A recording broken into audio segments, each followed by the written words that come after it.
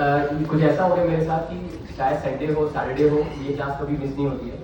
And आप में से बहुत सारे ऐसे लोग हैं जो उस क्लास में लगातार आते हैं, बिलीव करते हैं इस बात पे कि डेली करने से, कतरा कतरा पढ़ने से सही हो जाता है सब कुछ, और शायद कतरा कतरा करके सब कुछ सही हो गया ना सबका। इसी बात पे बता दी जाए सब लोग।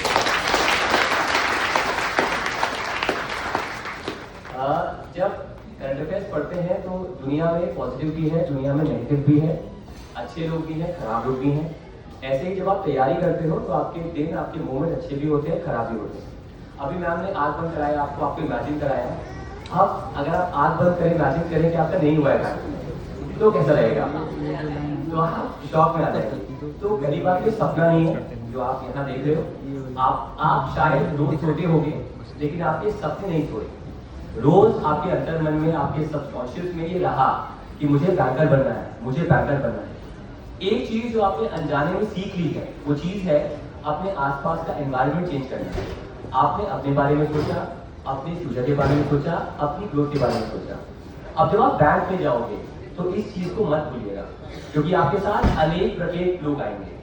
अंकल आएंगे, कुछ ऐसे क्लर्क्स आएंगे, 20 साल से क्लर्क हैं जो प्रमोशन लेना नहीं चाहते हैं और आपको भी डिमोटिवेट करेंगे। कुछ ऐसे इन्फ्लुएंसर्स आएंगे इंस्टाग्राम पे जो आपको डिमोटिवेट करेंगे। तो आपको फिर याद करना है कि मैंने तैयारी क्यों की थी। मैंने जो आज आपके आंसू दिख रहे हैं मुझे, जो मैम ने कहा, वो आंसू क्यों आए थे। किसी चीज को भी फॉर ग्रांटेड मत लीजिए, क्योंकि अगर लाइफ खराब भी होती है तो अच्छी भी होती है। लाइफ में फेज खराब हो सकता है, पूरी जिंदगी खराब नहीं हो सकती। कम से कम इस चीज का मैं जीता जाता उदाहरण हूँ, क्योंकि मेरी लाइफ में बहुत चीजें अच्छी हुई, बहुत खराब हुई। क्लास 8 में जब मैं गया तो मेरे को स्टैमरिंग का प्रॉब्लम था, बहुत ज्यादा। तो मेरे सामने एक आजकल के एक्टर ऋतिक रोशन का वीडियो आया कि भाई ऐसे स्टैमर मत करो।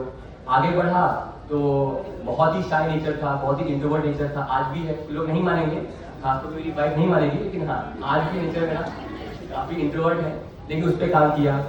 फिर जो मुझे नहीं करना चाहिए था वो है पढ़ाना, वो मैंने शुरू किया, क्योंकि मेरे को बोलना आता नहीं था, मेरे को बात ही करना नहीं आता था।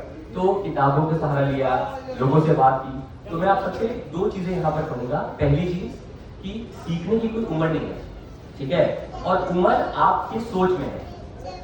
आप अपने आप को 30 का भी मान सकते हो, 40 का भी मान सकते हो, 50 का भी मान सकते हो। आपको तैयारी में कभी लगा भी होगा कि यार बहुत पढ़ना है, बहुत सिलेबस है, तो समय निकाल के उस समय भी आज भी अपने फादर से, मदर से पूछिएगा कि सबसे कठिन काम क्या है। सबसे कठिन काम है बच्चे को पालना, सबसे कठिन काम है उस बच्चे का फ्यूचर देखना, सबसे कठिन काम है पैसे कमाना ताकि मेरा बच्चा आगे बढ़ सके, कुछ लाइफ में कर सके। तो अभी तो आपका बहुत ही आसान समय गुजरा है, बीइंग वेरी ऑनेस्ट। अभी आपको सिर्फ पढ़ना था, आप सबने पढ़ाई की, मजे किए, रोना भी आया, गुस्सा भी आया, लेकिन अब आगे बहुत अलग समय आने वाला है। अभी समय आपका आएगा जॉब का, जॉब के साथ जिम्मेदारी का। आपके बगल में मम्मी पापा बैठे हैं, वो आपसे कहेंगे नहीं, लेकिन वो आपसे उम्मीद रखते हैं कि जो आपकी सैलरी आएगी उससे उनका भी भला करोगे। उम्मीद रखते हैं कि घर की जिम्मेदारी आप धीरे धीरे लेना शुरू करोगे। मेरा बहुत सौभाग्य है कि मेरे घर में मेरी दादी है और उनकी पेंशन आती है, लेकिन मुझसे ये बात कहती है बार बार कि अगर तुम्हारे बाबा ने मुझे पेंशन ना करवाई होती तो मेरा क्या होता। ठीक है, तुम हो, तुम्हारे पापा है, मम्मी है, लेकिन हाथ बढ़ाना एक बहुत बड़ा चैलेंज होता है एक उम्र के बाद। तो आप सब प्लीज प्रॉमिस करें, कभी भी आपको गुस्सा आए, कभी भी आपको ऐसा आए, कभी उनका हाथ बढ़ने मत देना, कभी भी नहीं। क्योंकि जिस दिन वो बढ़ गया ना, उस दिन you have failed as a son, you have failed as a daughter, you failed as a person, as a human being. तो आज का जमाना इस चीज का जरूर है कि हमें चीजों को फॉरवर्टेड नहीं देना है।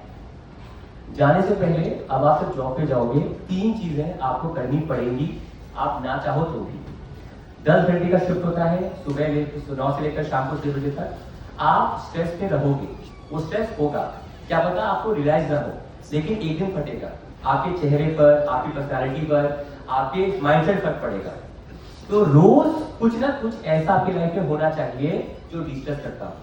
It can be playing badminton, it can be working out, it can be reading a book, it can be anything. ये बोर लग सकता है, लेकिन यही आपको लाइफ को आगे बढ़ाएगा।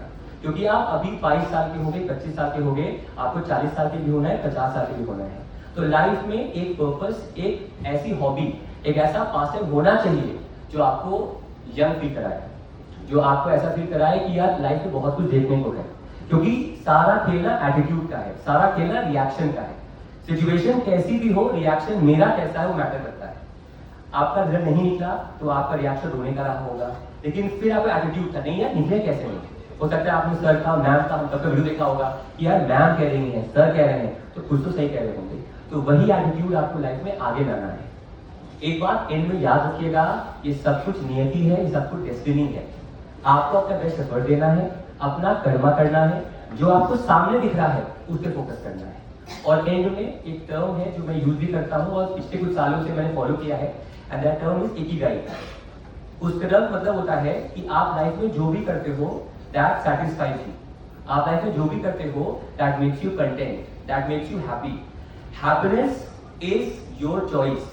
कभी भी हैप्पीनेस कोई डेस्टिनेशन नहीं है, कभी भी हैप्पीनेस कोई आपका बैक एग्जाम नहीं है। आज आप खुश हो कल फिर दुखी होगे, तो आपको ये चूज करना होगा कि आप हैप्पी हैं कि नहीं। तो इन सब चीजों का ख्याल रखिएगा प्लीज, और कभी भी कोई दिक्कत हो हमें रीच आउट करिएगा। और आखिरी में, अब आप बेहतर बन गए हो, और लोगों को बेहतर बनाओ, और लोगों को मोटिवेट करो। वीडियोस बना, पॉजिटिव वीडियोस कि मैं बेहतर कैसे बना, क्यों बना। कोई आपको मैसेज करे इंस्टाग्राम पे, व्हाट्सएप पे, भैया दीदी मुझे हेल्प करना है, प्लीज हेल्प करें। असली सर्विस ये है। अभी हम मेंटर्स हैं, इस दिवस के बाद आप सब मेंटर्स हो जाओ। तो thank you so much everyone.